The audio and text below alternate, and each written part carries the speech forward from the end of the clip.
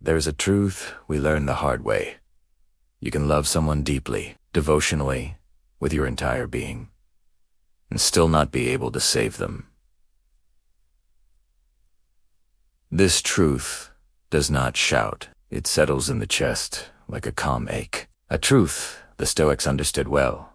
We influence others, but we do not control them. Not their choices, not their healing, not the parts of themselves they refuse to face. You can walk beside someone, but you cannot walk for them. And love, despite its beauty, is not a cure for a wound someone refuses to acknowledge. There are people you meet whose pain has become their identity, who hold their suffering like a shield, not because they enjoy hurting, but because the unknown terrifies them more than the familiar suffering they live with. You will, Wiltri, of course you will. You will listen, support, stay awake at 3 a.m. trying to keep them from drowning in their own storms. You will give reassurance to someone who doesn't yet believe they are worthy of it. You will try to show them the version of themselves you see so clearly.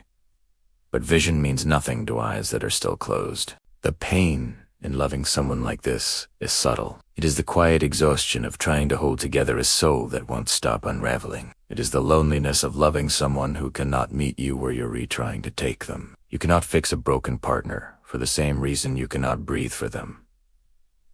Healing is not something you do to another person. It is something they must choose, even when it's uncomfortable. Even when it asks them to outgrow their familiar patterns. The Stoics taught that we are responsible for our own character, our own choices, our own inner life. No one can step inside our mind and rearrange the furniture for us. And so you learn, slowly, painfully, peacefully, that love is not repair. Love is presence. Love is support. Love is compassion. But love is not a substitute for someone's willingness to face their own shadows. Your job is not to fix. Your job is to witness without losing yourself. To care without caring. To love without abandoning the parts of yourself that also need tending. There is a quiet bravery in recognizing this. A bravery in letting go of the illusion that you can save someone from the weight they keep choosing to hold. And the truth is, if you stay too long trying to repair someone who won't lift a single piece of their own brokenness, you will begin to break, too. Not out of malice, but out of erosion. Like a stone being worn down by a river that never stops. You learn that you cannot pour so deeply into someone that you forget you are a cup with a bottom. You learn that your love is powerful, but not omnipotent. And eventually, you learn the quiet wisdom the Stoics lived by.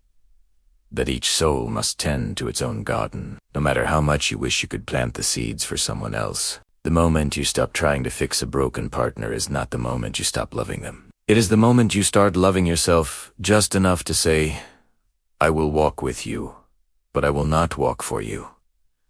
That is not abandonment. It is acceptance, a gentle releasing of the role you were never meant to play. Some people heal only when their pain finally speaks louder than their resistance.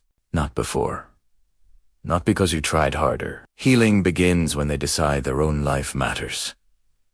And until that moment comes, if it comes, you are allowed to step back. You are allowed to breathe again. You are allowed to stop being the glue that keeps falling apart in your hands. You cannot fix a broken partner, but you can remain compassionate.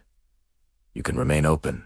You can remain steady within yourself. And that is enough. Because love isn't about saving someone. It's about seeing them, even in their brokenness, without sacrificing your own wholeness.